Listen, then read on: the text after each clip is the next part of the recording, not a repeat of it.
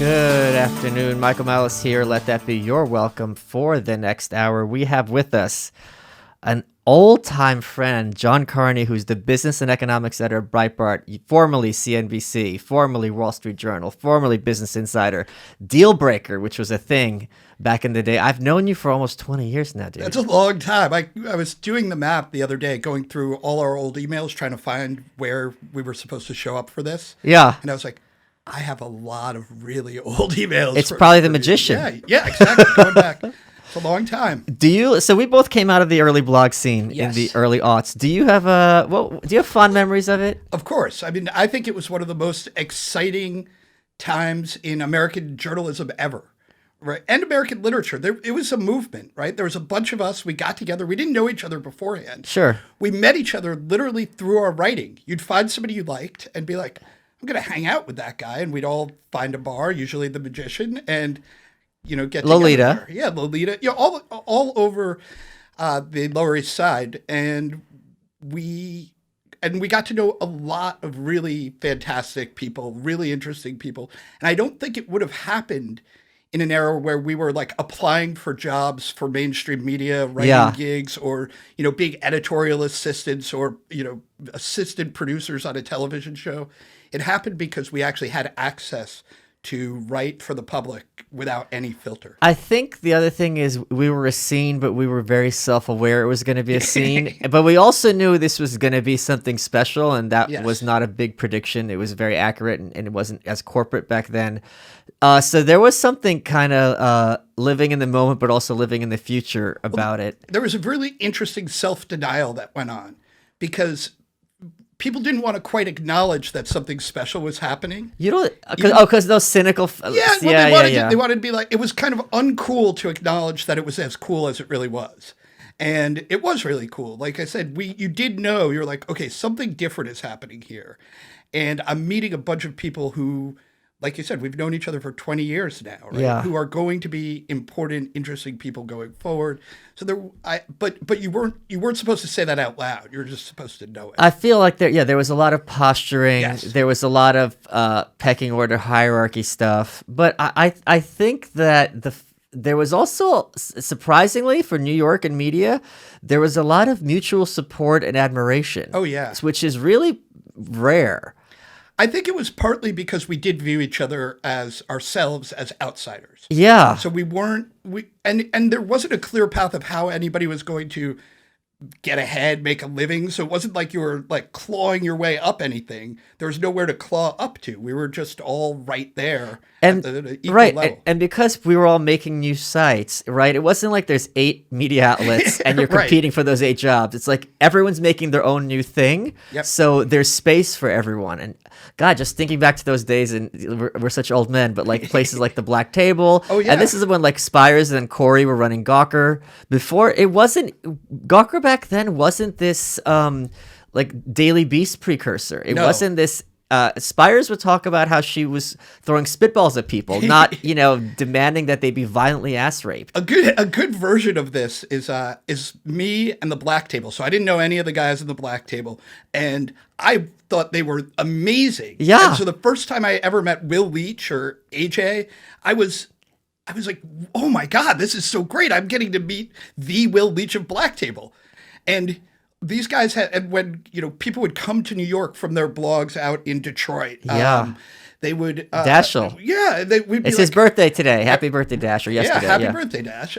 We would get excited. They would be excited to come here and meet us. We'd be excited to meet the guys from Detroit or LA or wherever. And it was like, and we would organize these happy hours with people. It was great. Yeah, it was a good time, and it was a fun time, and maybe one day I'm gonna write a memoir about it because it was a very. Remember Angelina, and remember what was his name?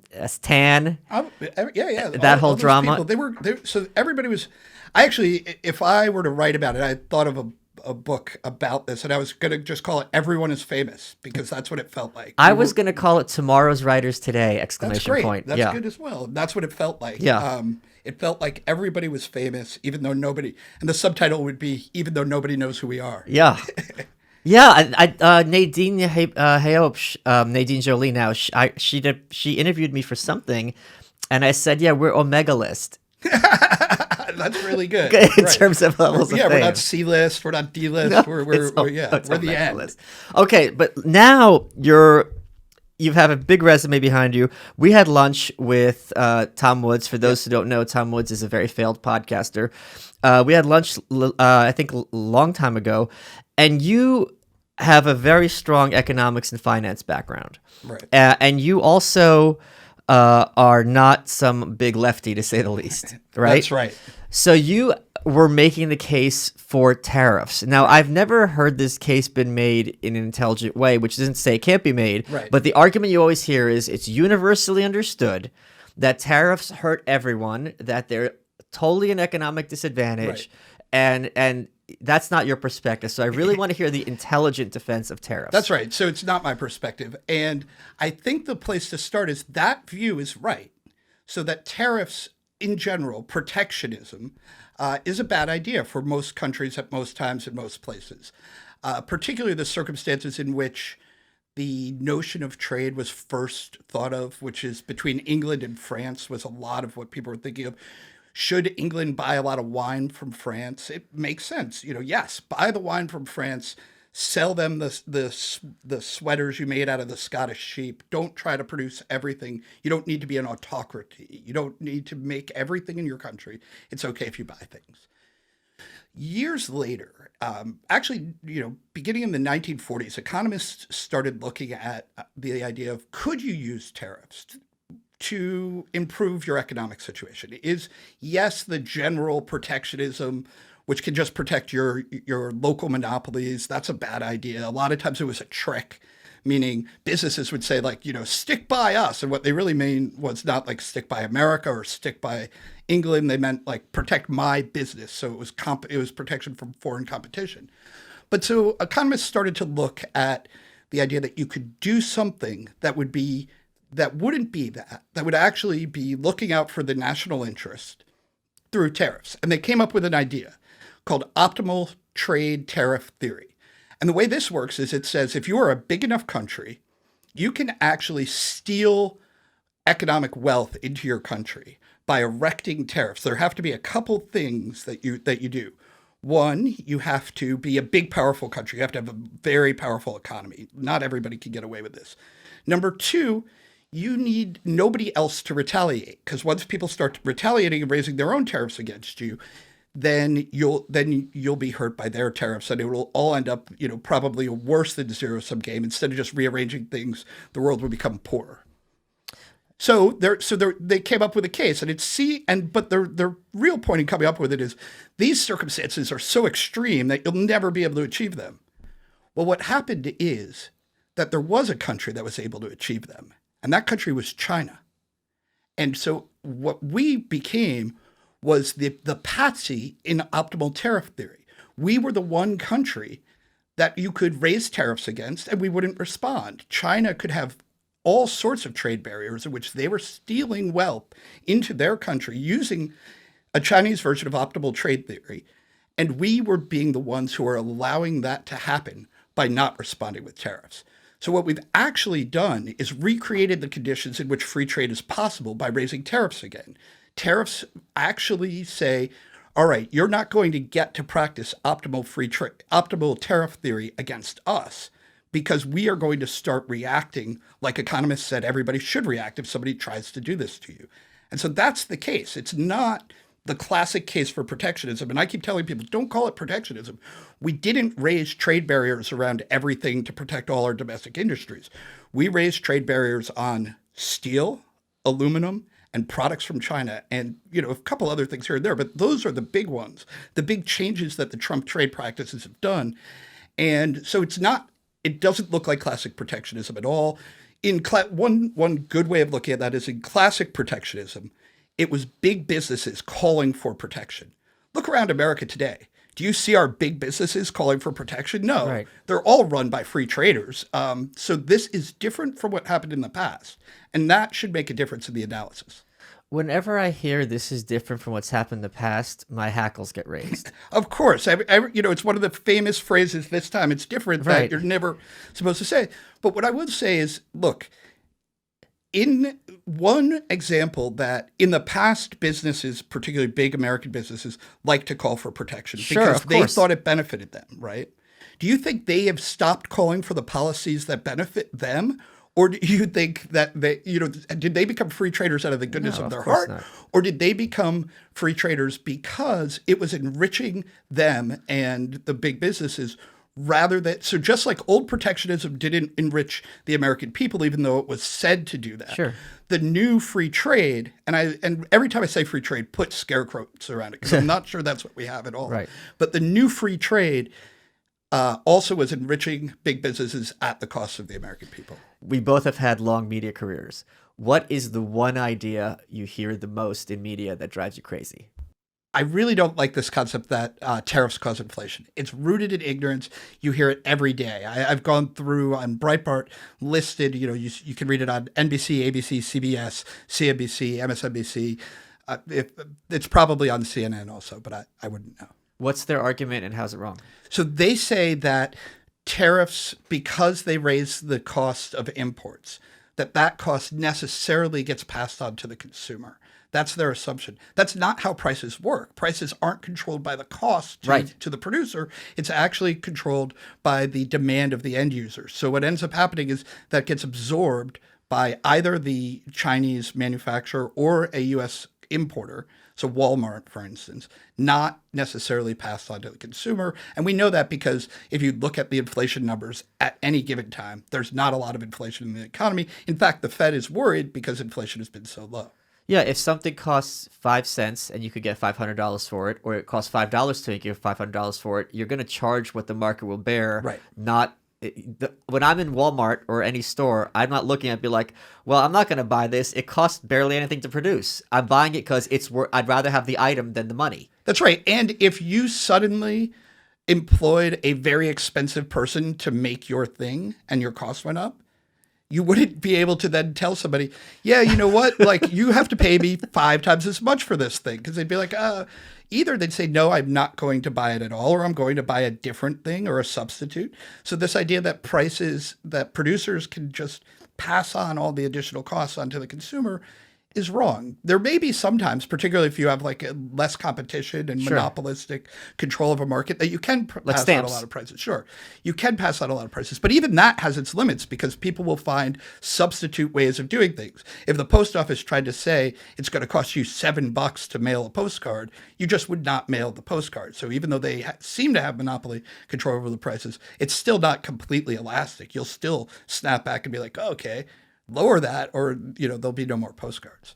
You said China's like stealing money from us. Like how? Not money. I would say economic productivity. How are they doing this? Right. Like, how's it stealing? So one thing is that this is a very concrete example. Okay, if you want to make baseball mitts and you have a choice, make it in the U.S., make it in China, or make it in Vietnam, and China tells you, if you don't make it in China, you will pay a 25% tariff.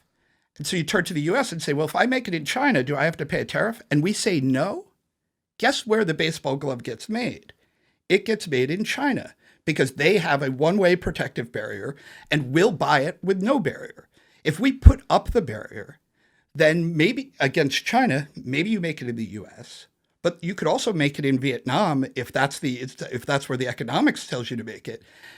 Yes, you'll still face that barrier from China, but because we made it expensive to sell out of China, you now may make it some other place. So that's when I say they're stealing, that's what I mean.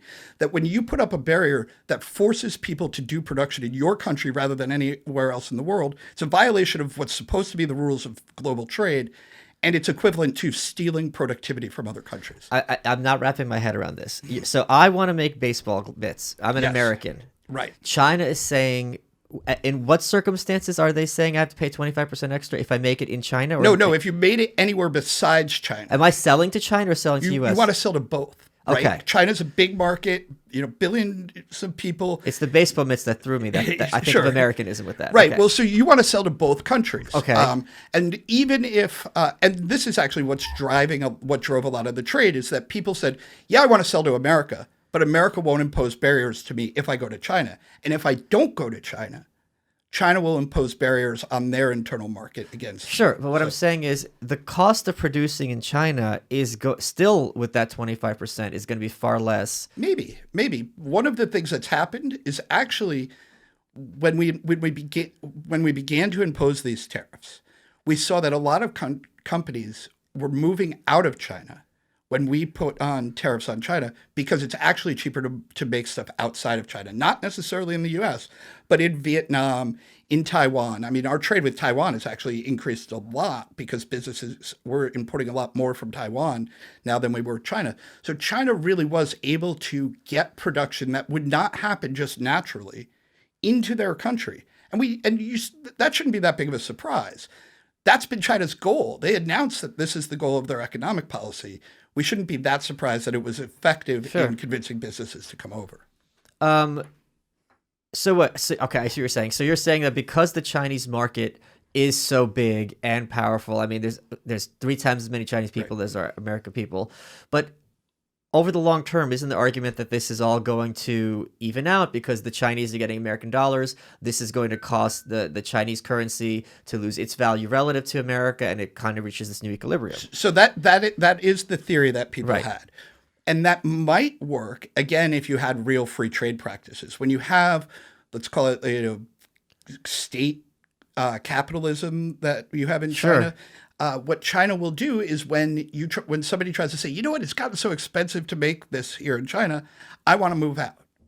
China says, first of all, they say, you can't take any of your equipment, you can't take any of the people. Sure. And if you and we're going to impose a penalty on you when you try to ship that stuff back into China. So you will lose access to the Chinese market if you do that. We had no comparable position. You could make your furniture anywhere in the world, and the U.S. didn't say, no, don't do that. And if furniture was one of these industries that we really lost to China, it was something that people did all throughout America, particularly in places like Ohio, Indiana. We had a vibrant furniture making industry that we lost completely to China. And China saying, if you make your furniture here, you'll face no barrier back in the US, and then you won't face Chinese barriers. And by the way, you have to partner with a Chinese company that's going to own 51% of it. They're going to get 51% of the profits. People were still willing to do it because that lure of access to the Chinese market, which was partly enticing because the Chinese economy was so undeveloped. When the European economy opened up to us, they had their own industry. So it was less of a magnet. When Japan opened up, it had its own industry, its own banking. China didn't have banking. It lacked a lot of these industries. So American companies thought, man, if I can become the dominant furniture maker in China, that'll be, endless wealth forever.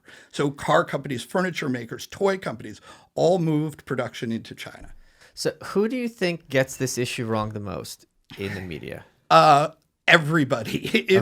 It's very little understood because, one, there's a lot of sloppy thinking. People do not realize that we're not engaged in classical protectionism. So that's one thing. They criticize a straw man and don't really address what's going on. 2, I think that people were successful in American business for 2 generations by believing in China growth, by believing in that I'm going to move business into China. The guys who were resistant to that didn't get promoted. They don't run companies. Their companies went down. And so when journalists very often want to talk to somebody who they think is smart, particularly business journalism, they talk to businessmen and they say, this guy's so successful, he must be really smart. He must know what he's talking about. And they ignore the fact that we actually predetermine that outcome, that the people who are successful at the upper echelons of American business are people who are super enthusiastic about trade with China. Okay, but I mean, isn't it the journalist's job to at least, are you saying these people, even like in your field, like the finance and business aspect of media, you're saying they're even more clueless even though the subject's so much more technical. Yeah, well, they often rely on the opinions of leaders, experts. The same way like a sports journalist might, ask the coaches, like, oh, Sure. what went wrong with the game this time, right? There's definitely a bit of that problem in finance and economics journalism, where your part of it's like just the habit of journalists of like just wanting to quote somebody else and not have an opinion on their own. And then part of it is that the academics and the business leaders are all giving them one message, which is like, don't do, like, free trade was great. But I think that's changing because you are starting to see there've been a bunch of academic studies that showed that trade with China was much worse than we thought it was. People like Paul Krugman have come out and said trade with China was much worse than we thought it was. So I think the message is changing a little bit. And I'm seeing it in the pages of the Wall Street Journal in particular. They have a number of columnists who are a lot less sort of critical of tariffs, or I would say knee-jerk critical. They're not, they're not John Carney. They're Sure. not big enthusiasts for the tariffs, but they're less knee-jerk critical. And they're actually, one of the things we're seeing, like there are a million stories that said prices of goods are going to go up if we raise these tariffs. Correct. And prices of goods have not gone up. I mean, particularly steel and aluminum tariffs, people freaked out. They were like, the price of cars will go up by $1,000. Price of cars are flat with where they were last year. They're down compared with where they were 2 years ago. We've had almost no inflation at all in that stuff. So I think that's starting to make people say, oh, well, maybe those guys, these so-called experts who told us that we were going to get a lot of inflation because of tariffs, maybe they didn't really know what they were talking about. Huh. Okay. So anytime in New York when you are not um, beating your chest and hysterical vis-a-vis Trump, if you even just say that he is a mediocrity, this is a huge heresy and a huge taboo, right? So if you're speaking even remotely positively, publicly, about any aspect of Trump's policies, this is anathema. So Oh, definitely. what kind of pushback have you gotten personally and professionally? It's been tough. And Breitbart too, that Yeah. brand Yeah. Oh, in New York City. Look, it is, yeah. Breitbart is not well loved in New York City, particularly in, circles where people work in media and journalism. Right. And I think a lot of people, when I left the Wall Street Journal to go to Breitbart, I think they were shocked. I think it helped that I had had this career that you described, because I knew a lot of people and they said, well, John's not crazy. He's not a Nazi. He's not, some bad guy. So I think that helped. I'd sat next to them at the desk, and Wait, it wasn't. I didn't realize you were crazy and a Nazi and a bad guy. no, generally not. But you can never tell. Sometimes you think you fall out of touch with somebody, and maybe they stop talking to you. Yeah. So, maybe the people who thought that just knew better than to say it to me and went on their own way. Sure. I do think that it is a problem. I actually think it affects the coverage of Donald Trump a lot. Not Sure, of course. because if you're in the newsroom and like Donald Trump proposes something and you're like, actually, I think we could write a pretty good story about how that, and people would be like, why would you write a story about how that's not bad? I think there's just an overwhelming sense inside of newsrooms that it's a bad idea to even be, as you were saying, to even be fair or neutral to Donald Trump. People are hesitant to do it because they're worried they'll get attacked. And we've seen that happen in newsrooms at the Wall Street Journal, at the New York Times, where people are actually complaining that their editors are too desirous of objectivity, too desirous of not being biased against Donald Trump. Yeah. It's just it must be weird though, like just coming out as like. Are you allowed? Am I allowed to ask if you voted for him? Yeah, I voted for him twice in the primary and in the general election. I mean, look, it doesn't matter. I'm usually a critic of people voting in states like New York where, particularly in these big elections, go ahead and vote in your local elections. Sure. That's fine. But look, New York State is going to go one way. It was going to vote for Hillary Clinton. There was no doubt in my mind Of about course. it. So both the people who were voting for Hillary Clinton were essentially wasting their vote, as well as the people who were voting against Hillary Clinton were essentially wasting their vote. But I hadn't voted in a long time. I actually hadn't voted since 1996. And maybe even, yeah, 96. And I'd kind of gone on strike against politics. And I thought Donald Trump was the first guy who was proposing a new way for our politics. And particularly on issues like trade. I thought, we haven't had somebody in that, taking that line since back in 1996 when Pat Buchanan ran for president. He actually ran in 2000 as well Right. for the Reform Party. And I had worked for Pat Buchanan in 1996.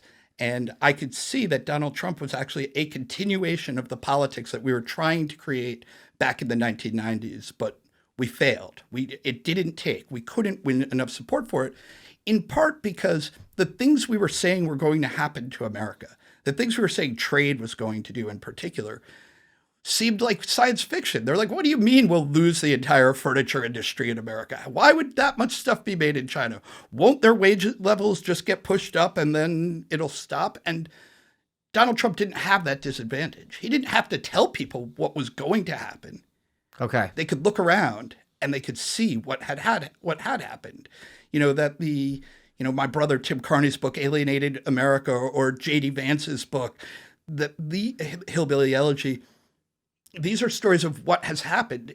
And so we don't have to prove our point anymore about this is going to hurt America. People can look and say, oh, yeah, it did. I mean, not here in New York. People don't get it. Sure. They look around. They're like, what are you talking about? Because this is a very prosperous place. It's more prosperous, I think, right now than it's ever been in my lifetime. New York? Yeah. I mean, it is. You don't think it was better 4 years ago? I mean, have you been on the subway? Not as much as I used to be. But I think I do think there's a lot of, there's a growing lawlessness on the subway, for instance. Yes. There's a lot more people asking for money. There's a lot more, on just my typical subway ride into Manhattan, you get one of the speeches that, please help me. I'm a homeless Vietnam veteran. And you're like, you're 24. Right. You can't be but they give you the speech. And I get like 3 or 4 of those on the way. So yeah, there's a decline in lawlessness, but we're still economically, New York is doing very well. Well, isn't that an argument then for progressive economic policies? You know what? I think it's a argument for the resilience of the New York that Rudy Giuliani and Michael Bloomberg, who I was not a fan of. I was not a big fan of Michael Bloomberg. I thought he was way too much of a nanny state guy, Sure. take away our big gulps and, outlaw smoking in bars and, anything Michael Bloomberg didn't like, there was a good chance he was going to try to make the rest of us give it up as well. But they did build something that, or at least something was built while they were the mayor, that has lasted, that didn't crumble. I was very worried when we decided to elect A communist. a communist into our mayorship, that it was going to fall apart very rapidly. Yes. And there were signs that was happening when we had police being assassinated in the street, the mayor seeming to take the anti-police side on every issue you could imagine. I was worried that we would rapidly descend into the New York that I grew up in. And we didn't, which is actually, which is a testament to the strength of what we built during those years when we were recovering from the worst crime wave that any people have ever seen. We both have had long media careers. What is the one idea you hear the most in media that drives you crazy? I'm really bothered by the idea that all of American history is a history of oppression, slavery. I think that this has taken hold. You see it a lot. The New York Times has really honed in on this idea. 1619. Yeah. And I think it is, I think it's both unhealthy and untrue. I think it's unhealthy because a celebration of America, like one of the most popular plays on Broadway, musicals, is Hamilton. I love him so much. And it is a huge celebration of the American founding. I think this is really important for young people, for older people, to be able to feel good about their country, and creating a narrative that says there's something wrong with pride in your country. I think is toxic, and as I said, I think it's historically inaccurate. I think the great things about America outshine the many sins that we share with the rest of history, or the rest of the world. And there's also a dropping of context. It's like, okay, things were bad here. Okay, compared to what and to whom? Are you That's saying, you know, like compare America to Tsarist Russia? It's not even a comparison, or even much of Europe in terms of prejudice and things like That's this. right. There's a reason why people from all over the world wanted to come to America, because it was a land of opportunity. And losing that and focusing only on how tough it was for some early immigrant groups, or particularly slavery, was a great evil in our country. And it's something that I think everybody wishes we had never allowed to happen. We allowed to go on for too long. But making that the focal point of American history is just not true. That's not the focal point. What the focal point should be, in terms of what people don't think about, understand, is post-Civil War Northern prejudice and racism, because it's something that's not discussed. It's something that's very pervasive. I'm reading Langston Hughes' autobiography right now. He's a great poem, The Harlem Renaissance. And when he's in his early 20s, he had done a year at Columbia. Right. He can't get a job anywhere. Like, he's trying to get a job delivering flowers, and he would show up at these where there was like a help wanted, and they would say, "Oh, we didn't ask for colored boy. Like, get out of here." Right. But because the narrative has to be the South is perpetually the whipping boy, therefore, since you're not the South, by definition, you're the good guys. It's like, no. Things were people. I mean, again, Hughes also talks about his mom had a college education. Right. She had to be a waitress. So, I mean, talk about oppression, that you are you're educated, and the best you can do. Not that there's anything wrong with being a waitress, but for an entire population, this is the height of achievement. Right. Forcing people into a sort of second-class citizenry is a terrible thing. And you're right. If you focus too narrowly on the oppressive nature of slavery, you can lose sight of the indignities and oppressions delivered on people not in the American South, but throughout the American North and West as well. But the New York Times doesn't want to talk about it because then they have culpability, and then they have. Well, what they really don't want to talk about is also how rather than saying, let's focus primarily on the evils of what has happened in American history, can't we at least split time with the idea that America has been a great liberator of peoples from all over the world? And I'm not talking military invasion. I mean, we liberated people by having them come to America. And very often when we won wars, like the joke is, we won World War I because our Germans were tougher than their Germans. Right. And so this has been a fantastic thing for people from all over the world, focusing only on the oppressive nature of governments. I think you lose that, and that's a big loss.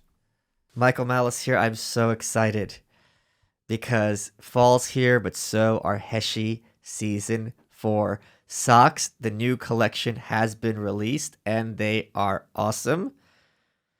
For those of you who are new to the podcasts, that's what it says here. Podcasts. It doesn't matter because I love Heshi socks. If you go to heshisocks.com, HESHI socks.com, and use promo code WELCOME30, you get 30% off. Why do I love them? They have arch support, and they're made with breathable Pima cotton, so they kill the stink. No stinky feet. I wear them as my house socks. They're nice and warm. They have the fashion ones you wear in the office. They've got the gym ones. They've got the basics. They've got the ankle socks. If you're wearing those pedal pushers in the summer, go to HESHIsocks.com and use promo code WELCOME30. I am so glad they're back on the show because this is a product I know and love. They're fancy socks at not fancy prices. And I don't mean fancy in a prissy way. I mean fancy in a quality way. They don't wear out. Go to heshisocks.com. There's every so often there's jokes I have that won't make air on TV, and you just alluded to one of them, and I can reveal it now for the first time. There was a show called The Independents on Fox Business, hosted by Kennedy with Matt Welch from Reason and Camille Foster. And the episode, this was a January 1st, 2nd, or 3rd episode. It was hangover cures, right? So it was like hangover cure. What's your hangover cure for the budget deficit, right? That was the angle. And I'm in the hallway, and one of the things, this was after those police were assassinated in, I think it was in Bushwick. Mm-hmm. And the issue was, what's your hangover cure for police brutality? And I said 2 shots. And Matt, I think Matt or Camille, one of them literally dropped to their knees in their hall, and Matt turns to me and goes, "What is wrong? Like, what is wrong with you? Like, where do you come up with this?" I'm like, I don't know, but it's a good line. Look, I happen to know a lot of people in the police force Because you're an in Irishman. New York City. Yeah, and, You're a filthy it Irishman. is, and I've known a lot of police my entire life. Like we grew up around knowing the police, and some of my friends are police, and it really is a lot when they're. It really does hurt morale among the police. Oh, when you have these constant attacks. Of course. And while none of us are in favor of police brutality, you don't want brutality against the police Yes. to depress them from getting their jobs done, because we live in a complex urban environment Yes. that needs a system of law enforcement in order to maintain all the moving parts going together. Yes. And if you put too much sand in those parts, it grinds to a halt and things get very bad. Yeah, if you think it's bad when I'm here, just wait till I'm not. Exactly. That kind of thing. Yeah, Right. my friend was, when she was a good example of this. She was a resident, and a lot of times when you're a resident trying to become a doctor, you have patients who are uneducated and will yell at you, and it's your fault something happened to their mom or dad, and why aren't you giving her the secret medicine that you're withholding? Yeah. All this other stuff. And also when someone's in an emotional state, their loved one's in an emergency, they're gonna be not thinking rationally and extremely emotionally. That's fine and understandable. And I go, how do you handle it when you have someone who's just berating you and whatever? And she says, when the code goes off, sometimes I don't run. And the thing is, if you have this every day, I'm sure, Right. I'm gonna have empathy for the police. If you are every day being berated and told you're garbage, any human being is going to be very hard to. And when your buddy's shot and people are celebrating this, or at least Right. being like, "Serves you right," it's going to be very hard to be like, "Well, I better get there really quickly," to be yelled at. Of course, look, the police are human beings. You do want to make sure that you have an uncorrupt police force. I mean, there's problems in New York City. I think actually one of the things that led to the deterioration of law enforcement was prior corruption. That happens, and you do want to watch out for that. You don't want a police force that's at war with the population. Right. That's also not very bad. But we developed and I think it's going away a little bit, but I could be wrong. Maybe I'm just more isolated from it than I used to be. But we were developing a culture in the United States, but also particularly in New York, where it was almost beyond the pale to be sympathetic at all to the police. Yes. Just saying, well, actually, I think a lot of police are really great people, was, made people like spill their drinks and get up from the table and being like, man, that guy is a fascist, right? That's a very dangerous place to be. And I think we're moving away from that. But then again, I could also be that all the people who would spill their drinks on me if I said I like the cops have already walked out of my life because I left. Have you seen the Joker movie? No, not yet. It really harkens back to they really capture that vibe of early New York. Like, I remember the tail end before Giuliani. Sure. And how it was my friend Cole moved to New York. He's since moved to LA, and he was living in, I think it was Bushwick. And I remember walking down the streets with him and, picking up all these cues, and he was oblivious to them, because when I was a kid, you had to be aware of everything and always constantly doing kind of this like radar thing. And for him, this is long gone. I'm kind of paranoid in a sense, but like, you can't turn it off. No, you can't turn it off. I mean, I remember when I was a kid, you were going to be all right on Avenue on Avenue A. So it's A for all right, B for brave, C for crazy, and D, you were just going to die. Yeah. It was that was the code that people used. Don't go that way. I remember Alphabet City being such a thing back in the Right. day. Like, crossing it when the numbers become letters was like this huge thing. I mean, there were fires burning in Tompkins Square Park. It was Except for Odessa. I think that's where you could go to that diner. absolutely you could. And there were I grew up here, so I had a lot of friends. I was probably less nervous than other people. But that thing you mentioned about like where you start seeing things out of the corner of your eye, it doesn't go away and you don't turn it off. And I try to explain to my friends who move here, and they say I'm paranoid. I tell them to obey their fear. that if something doesn't look right, if you're heading down the street and there's a group of people down there and you feel at all nervous about it, obey that fear. Don't make a different turn. If you're on a subway car and some guy is acting very strange, get off. Get the next train. There's no upside. There's no, you'll wait 10 minutes and then you'll get on another train. Why would you stay on that car just because you're like, maybe I'm paranoid? Yeah, I remember like when we had to make sure like your Walkman isn't having a bulge in your pocket, because you'd have these groups of teens who would just go through train by train car and basically shake people down. And this people was would put normal. money in their sneaker. That's right. Yeah. So that I forgot about that. I used to do that. Robbed. Yeah. And then they would carry a little money in their pocket. So they had something to give to somebody who was robbing them, but they'd keep their $20 bill in their shoe. I mean, we don't want that, obviously, to get back to that. But I think I do think enough people have forgotten it or never experienced it, that there is the danger that they think, right. They think, oh, well, could it really get that bad? I should see the Joker movie because. Yeah, because the very beginning of the movie, since this first scene, I'm not spoiling anything, like he has this sign, he's like promoting some restaurant. Right. And a bunch of kids just grab the sign and run. And when he chases them, they beat the crap out of him. And it's like, yeah, there was a sense of like messing with people for no reason. Right. Well, that's that story actually brings back the idea of like of people would get punched or robbed, but not really for the money. Yeah. Like for a sign that they can't use, that they don't really want. And yeah, that. Maybe the movie will help a little. Maybe people will be like, oh, let's make sure that whatever mistakes we make from now on going forward, we don't make the mistakes that brought us to that kind of situation. The thing that's freaking me out the most is, and this is something that we didn't experience, but was like in the 70s, people now have started bringing their own music on the subway and playing it. And part of the whole broken windows theory of policing, Michael, what's his name? Wilson? Who am I thinking of? Yeah. Was it? No, I don't remember. Like we're old men. Yeah. Okay, whatever. This is broken.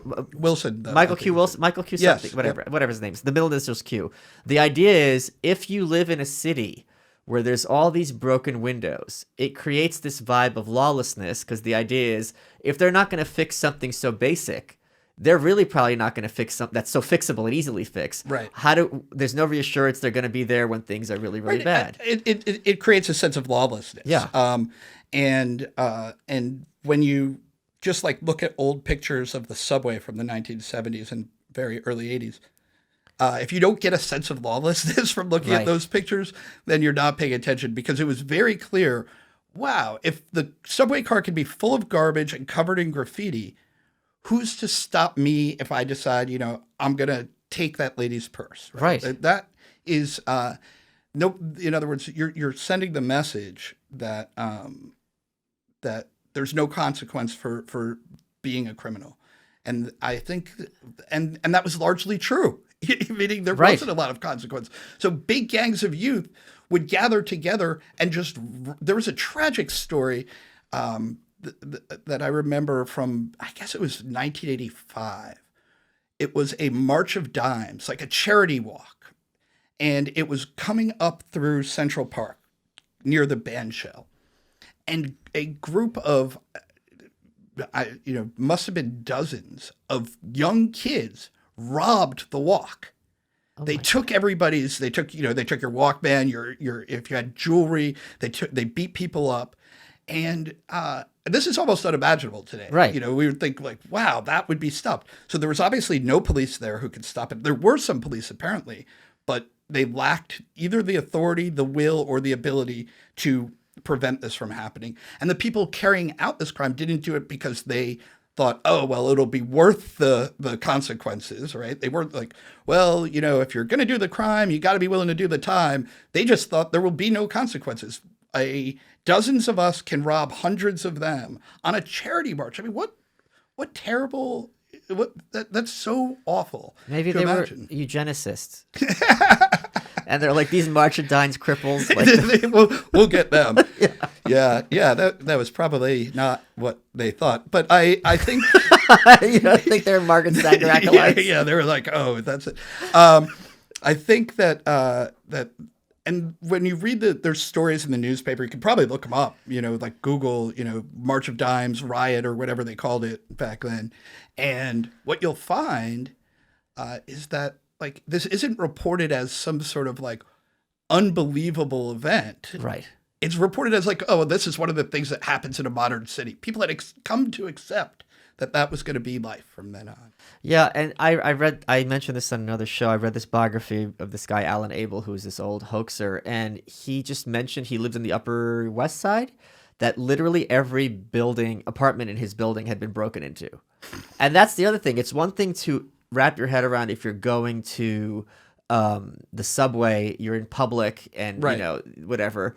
But the frequency with which your own home is broken into, that is really a whole other level. The building I live in now has a buzzer system that has been disabled for the whole time I've lived there, and it's been disabled for decades because the landlord disabled it back in the early 80s because people would buzz people in, like delivery men, and then the criminals would just buzz the doors, hoping to get buzzed in, and then go rob places. So there were a number of places in Manhattan and Brooklyn where the landlord said, if you're going to let somebody in, you got to go to the door because this system of just letting people in promotes too much crime. Yeah. And so you have, like we lost a technology that was not even an advanced technology, letting people in, right? And so I live in a 4-story walk up, so I have to walk up and down every time. And this is it's a reminder of the legacy of what happened in crime. We both have had long media careers.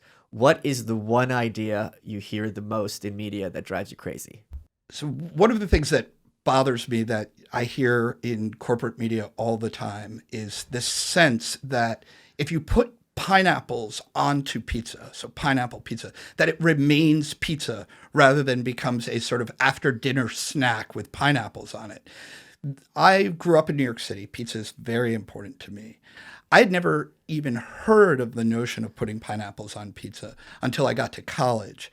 And I have to say, I think that this is a step too far. I'm not a total traditionalist when it comes to food, but it's going too far to take a fruit from the Pacific and put it onto this wonderful concoction that we have of old world wheat and new world tomatoes, and then cheese on it. That's what pizza is. You don't need the Hawaiian element to it. Was it tough for you working at the Wall Street Journal when they were having that whole column about pineapple pizza on a weekly basis? I think that one of the things you have to realize is that wherever you work, you're going to face these sort of indignities and absurdities where you know something's not true, but they keep telling you that pineapple pizza is real. Michael Malice here. Let me tell you guys about BlueChew.com, BLUEChew.com. If you use promo code Malice, all you got to do is pay $5 shipping for your first order. What's BlueChew.com? Well, they're the first chewables with the same active ingredients as Viagra and Cialis. We'll take it out in post. You could take it in a full stomach. You could take it in an empty stomach. Here's how it works. You get an online physician consult. It's free. Takes a few minutes. You connect to a BlueChew.com affiliated physician. If you qualify, you know what to tell them. You get prescribed online quickly. No in-person doctor visit. No awkward conversation. You don't go to pharmacy. It goes to your door in discreet packaging. Guys, it's $5 for shipping. Go to BLUEChew.com, promo code Malice, and you're going to get your performance enhancement pills, the same ingredients as the other stuff. And I want to make sure that when we run this ad, we add the boing sound effect every 3 seconds, because that's what it's going to feel like when you go to BlueChew.com and use promo code Malice. Let's get back to the show. So you said earlier you worked on the Buchanan campaign, yes, right? I talk about him a lot in my book, The New Right. How much do you agree with him on a scale of 1 to 14 words? That's a very riling up way of putting it. So I think sounds like a 14. Yeah, I think Pat Buchanan was a political mentor to me, and I think he was right about almost everything that he brought up.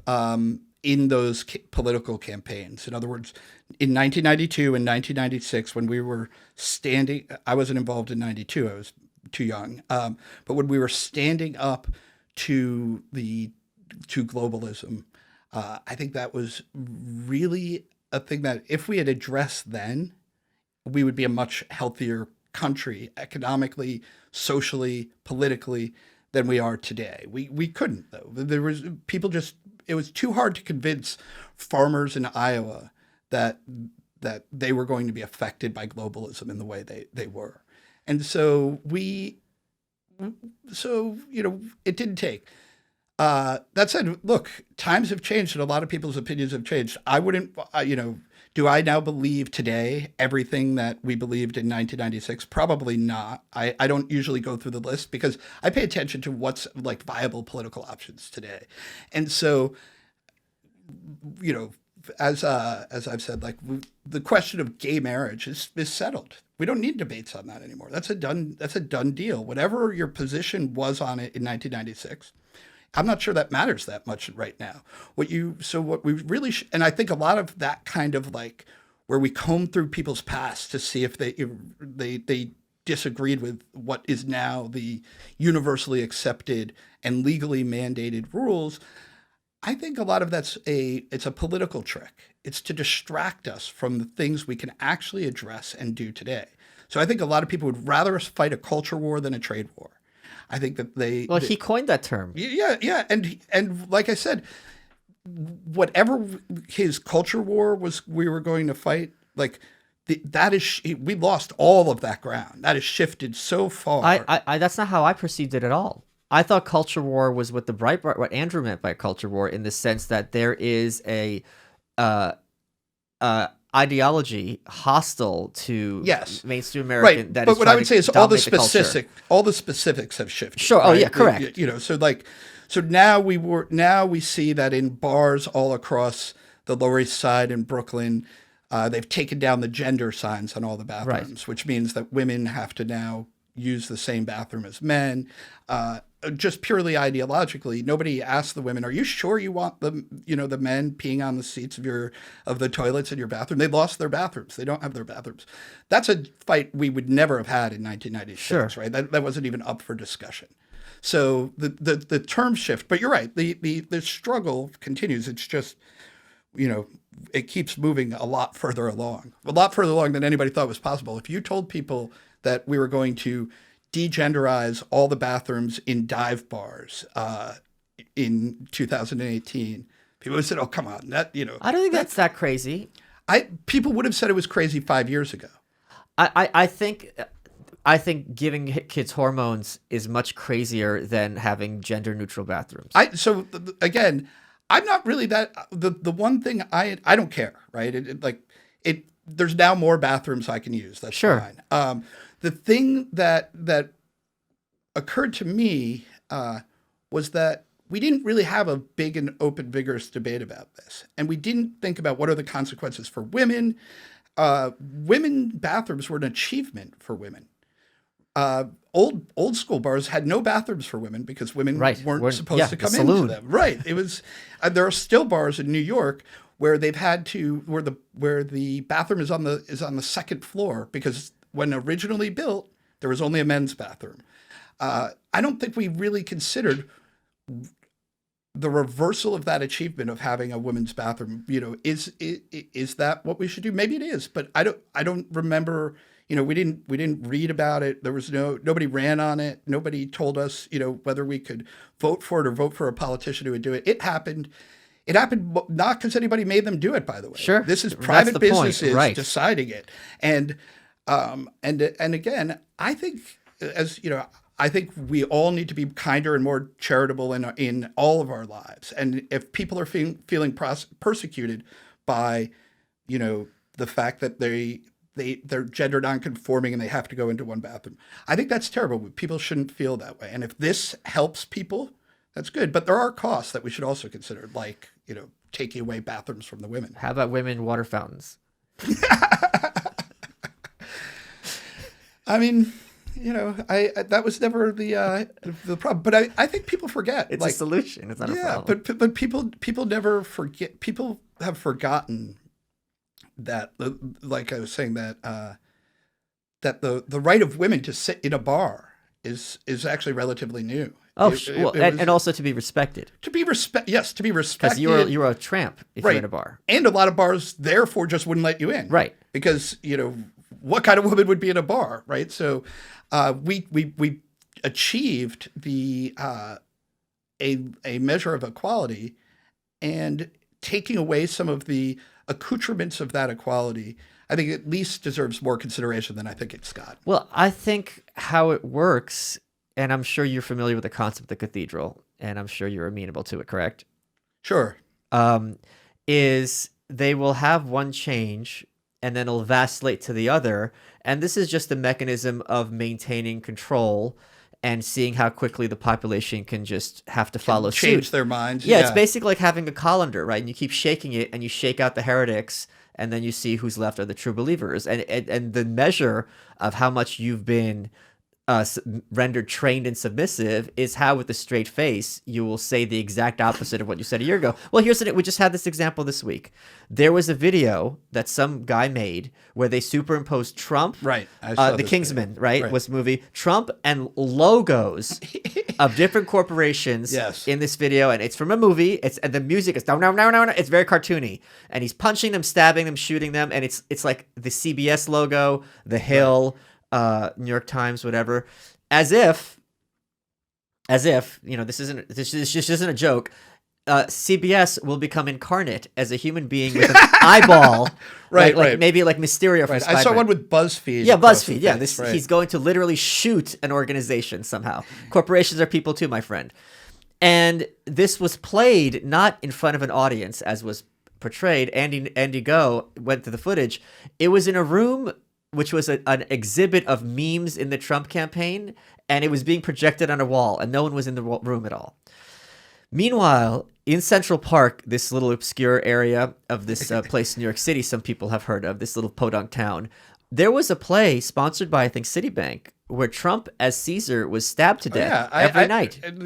I saw the Julius Caesar production that the Public Theater put on. It's part of Shakespeare in the Park. It's actually one of the most prestigious venues for performing Shakespeare, and they transformed it into an assassination plot against Donald Trump. It was unmistakable. It was so shocking when I had a feeling that this was going to be a critique of Trump, right? Right. It wasn't a coincidence that it was a play about overthrowing a tyrant that they decided to do the first summer after Donald Trump's election. But rather than let it be a sort of metaphor for Trump, they made it Donald Trump. They put him in, the guy with like weird blonde hair and a long tie and a suit, and night after night after night they assassinated Donald Trump On stage, in on Central stage, Park. Yes. And if you and their point, which I can wrap my head around, is this is a criticism of political assassination. Don't stoop to this level. Fine. The point is, we were all told that this iconography by Citibank in New York City Central Park is an acceptable part of public discourse. Meanwhile, if you have the reverse, where he's shooting corporations, although there are people who are killed, it's Soros is killed, Maxine Waters, Hillary, and I think one or two others. Just to be clear, I'm against killing those people. Okay, you're a conservative. So, but this is a beyond the pale outrage, and this is what Trump has done to America. So this is what I'm talking about, how just overnight you will say the exact reverse. Well, and that whole my first reaction with the assassination theory play was what became the excuse for it, because I was like, if you read Julius Caesar by Shakespeare, you realize that like it doesn't really work out. The assassination of Julius Caesar ends up going very badly in many ways. And so I was like, did they I know that the people who made this are very liberal. Did they read the play all the way to the end? Right. Did they not get it? Or was it just so valuable to them to get this cathartic moment where they get to see Donald Trump assassinated that they're they're willing to overlook, what the real message of the play might be, and instead just wanted to get to enact a killing of Donald Trump. I mean, that was a thing. Like, it's kind of gone away, but there were a lot of people killing a version of Donald Trump, beheading him. Sure. I've seen scenes where people, build statues of him and then destroy them. Right. And so that, you're right. That was a thing, like, oh, well, but that's okay, for whatever reason. But that dumb video that is just taken from a movie and, have logos put on, that's supposed to be, shocking beyond belief. Yeah, and at the same time, we lived in a country where a rodeo clown was fired for wearing an Obama mask. I have to say that I was more surprised when I saw that video that it didn't get more attention beforehand, before it was altered. That a movie scene in which a guy shoots up a bunch of people inside a church, I never heard that was included in that movie, but I'm surprised it didn't get more attention at the time, because we've had a number of instances where people are killed Sure. in places of worship in the United States. And I would think that, as from what I can tell, it's the hero who's killing all the people. Sure, Is that but right? I don't know if the music. I only saw the edit, the meme Right. version. I don't know if the music was part of the original. Maybe it was so over the top. The music is and very funny. cartoony, Yeah. and also the violence is he's flipping her over his shoulder, and it's just like, it's very Tom and Jerry. He punches people in the video and then shoots them. Yeah. And I'm like, why didn't you just shoot him? I don't get why you did a Yeah, a judo flip and then shoot. It's right? very Royal Rumble Yes, kind yes. of like, madcap violence. Right, and maybe that's why. Maybe it was just so extreme that everybody knew it was a joke when it was in a movie. But then, as you were saying, they forgot that the minute it had a political context. Well, and the other thing, which we're going to go back to Pat, which something I'm sure you do agree with. Someone was tweeting out how horrible this video is, and I pointed out the only time corporate media refers to Trump as presidential is when he's raining death overseas. It's true. That's right. I mean, Syria and all this other, when he was bombing Syria back in the day. So when he is killing people in this clip that he didn't even make, that his campaign had nothing to do with, that he denounced, this is horrible. But when he's actually Right. causing people to be killed, this is, let's get up and applaud. I do not understand. This is something I have to confess that I do not understand. That our media's, the mainstream media's warmongering is, I've seen it happen over and over again. Yes. I saw it happen with Libya. I saw it happen when Trump bombed Syria. It's happening right now with our removal of troops from Syria. Yes. There is this constant. I love this idea that the Kurds are basically the Chamber of Commerce. I don't know that much about the situation, but it's like, well, they're fighting with us because they love America so much. I'm like, I don't know about the situation. Sorry to interrupt you. I'm positive they have a vested interest to some extent here, to something. What I would say is that it amazes me that for the Gulf War, the Iraq War, the overthrowing, destroying the government of Libya, Trump's bombing of Syria, every time the mainstream media is a cheerleader for military intervention. And now we're seeing they're not just a cheerleader for military intervention, they're actually extremely critical of pulling troops out of places. And Yes. they focus on what the cost will be of that, which surprises me because it doesn't seem to line up well with everything else that they profess to believe. I'm not sure why our mainstream media is such a unalterable part of the war party in America. I'm They going to want say war two every things. chance. One is I have 4 possible book ideas I'm going to do, and one is a history of this. Because we're all taught in high school about the Spanish-American War, William Randolph Hearst, Right. all that stuff, and yellow journalism, and the idea is that it went away. It Right. never went away. They've always been, and my quote is, the establishment's bloodlust for war, in which I include the corporate press, cannot be overstated. During the campaign, Trump's a lunatic who has his finger on the button and is going to get us into World War III when someone sends a mean tweet. Remember, we Right. heard this all the time. Oh, yeah. Even though he's never gotten a fist fight in his life, which would be a good indicator of someone's temper, he's going to start us, he's going to nuke, the country. And now, because he's not getting us into World War III, he's a crazy person. That we're not fighting Russia. We're not fighting Venezuela. We're not We're fighting not fighting Iran. Turkey, our NATO ally. Right. So yeah, no, I think you're right. It is an incredible bloodlust. I remember they cheered on. So the first war I remember opposing was not really that much of a war, but it was the U.S. invasion of Panama. Okay. I thought we shouldn't be we shouldn't be deciding who rules Panama. Then Bill Clinton both bombed Serbia, but also overthrew the government of Haiti. And each of these moves, every war, at least in the beginning stages that I've witnessed in my lifetime, has been cheered on by the corporate press. Oh, not just cheered on. It's the They've presentation. demanded it. Right. There's not a second side to this issue. There is a crisis. Often, truthfully, Sure, there's a crisis. Therefore, as night follows day, there's a crisis. We have to not just send weapons. We have to send boots on the ground. right. We need boots on the ground and bombs from the air. Yeah, and it's very weird because historically, on paper, leftism, like Bernie Sanders leftism, are the big anti-war people, Right. and they are the first. And we don't remember, we're too young, but in '76, Bob Dole got up during the vice presidential debate and said all the wars of the 20th century were Democrat wars, and he was laughed out of town. Yep. But go through the list. You know who one of the first sponsors of the end of the draft was in Congress? It was actually Donald Rumsfeld. Oh, wow. When he was in Congress, the people who pushed hardest against the draft, because we had a draft, people always associate it with the Vietnam War, but we actually had it for decades before that.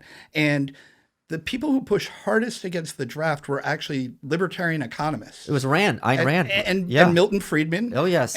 They wrote papers explaining how this was a form of theft of services from people. Right. That if you really wanted, they were correctly said, we could easily have an all-voluntary military. Yes. An all-volunteer military just by paying people enough. Because what we had been doing was saying, you have to be in the Army. We're going to pay you less than you should be paid based on your skills and your ability to get a job. That's going to hurt the economy, and it did hurt the economy. These guys managed to defeat it. It's actually one of the greatest triumphs of, like, people think the anti-war movement ended the draft. What really ended it was actually a bunch of nerdy libertarian economists who figured out that it was bad for the economy, that it wouldn't cost anywhere near as much as it, because, one of their things they said was, we'll have to pay people more. If we're going to have an all-volunteer army, we'll have to pay them what the market demands for their wages. And people said, well, won't that be too costly? And the numbers now are like laughable in terms of government budgets, because it was like, it'll be an extra $5 billion. And you're like, whoa. And then somebody's like, well, could we do it for $3 billion? Then the economists actually said, well, you know what? It might not cost anything, because the added productivity for the U.S. economy of not forcing people who could be doing really important jobs in the U.S. to be in the Army could pay for itself, in other words. And it's hard to tell whether they were right about whether it'd pay for itself, but they won that argument. They got a Republican president to get rid of the draft. And who is the biggest advocate in recent times of bringing back the draft? I saw is Charles Rangel. Long time old school Democrat. I think he's retired now from Harlem. So it's just amazing how the press intentionally or ignorantly, I don't know, on this issue muddies the waters.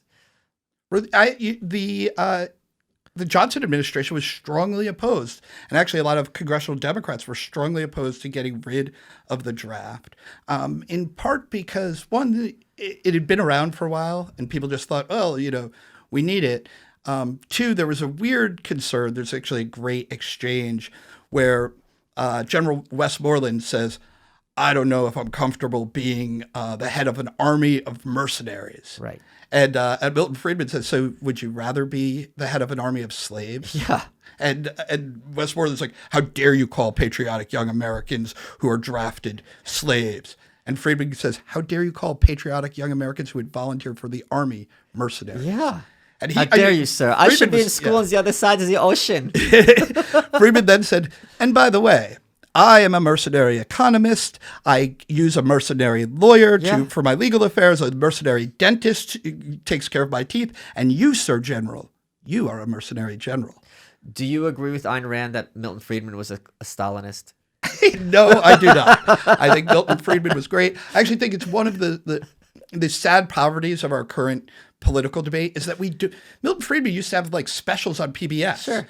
We don't have this kind of exposure to a broad array of thoughts. We don't really have Crossfire or the McLaughlin Group. Like in the McLaughlin was back. Yeah, no, it's back. It just came back. This is one of the reasons I'm jealous of your brother. It's been on my bucket list to be on that show. I also would like to be on the McLaughlin Group. So if you're listening, you've got two guests. So give us a ring, guys. You could wear his skin. But but my point is, we used to have a firing line. These public debate shows and I'm glad they're coming back, but that were these panel discussions, not just like a host, right? Right now we've got a lot of shows that have, people who I like and I like to watch their shows, but it's like a host and they're talking to somebody, or there are a bunch of people who agree. I think we need things like those shows back to show people that they can sit there, have a conversation, laugh at the end, and then all make your predictions, right? Like we're kind of losing the ability, this goes back to what you said, of being able to tolerate people who differ with us politically. Yeah, I always say our nation's ideological self-segregation is proceeding nicely. And I think that is happening. And I think you think that's a bad thing, but I think it's a good thing. Maybe you think it's a mixed thing. I think it's... I liked it when I got to hang out with people who disagree with me, and I dislike it that people feel like they just they can't be around us. I think it's a narrowing of our windows of acquaintance. But I also think that there's a certain subset of ideology where there's no talking to these people, and the best thing you can hope for is either divorce or quarantine. Yeah, I would just be. I'd be wary, that I'm going to be the one who's quarantined, somewhere. Oh, well, that's what they would want now. Yes. Right. If they had their druthers, Breitbart would absolutely, they're trying to Wikipedia. I'm sure the Breitbart Wikipedia just says, why are you here, you bad person? Yeah. Why are you looking these people Facebook up? was having a war on Breitbart, being like, just having it being like a red flagged, anything there. So they're trying that already. And it'll be interesting to see what happens. I think a lot of us, I would have expected the Democratic candidates right now to be trying to reassure the rest of America that things won't go too crazy. We're not going to get revenge against you. It'll be okay. Like vote for Joe or Elizabeth, return to normalcy. Bernie, it'll be return to normalcy. That I thought would have been a very effective strategy. And it's the one I expected Democrats to run on. And they're not running on return to normalcy. And I think that's going to get a lot of people being like, I'm not sure I love Donald Trump, but I did vote for him last time. And I'm scared as heck of what these people are going to do to me because they're running on a campaign of like vengeance and take back what's ours. John, we're running out of time.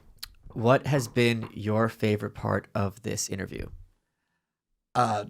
I think talking about blogging back in the day, that was like, it's just a really good memory. Yeah. I think it's somebody, you should get on it, man. You're good at writing these book things. I'm good at planning books and never writing them, but there needs to be a book about it. Somebody did an oral history of Gawker that's pretty good. Yeah. But there's not a book really describing, because it was much more than, early Gawker. Of like course. you were saying, all this whole community. I think that that shouldn't be allowed to vanish into the annals of history. You and I aren't gonna we're not all gonna live forever, man. Like these memories we have are gonna go away. Someday I'm gonna be telling my grandchildren, I used to be a blogger. Be like, what's that, Grandpa? There was the internet. So I hope you do write the book. You are welcome.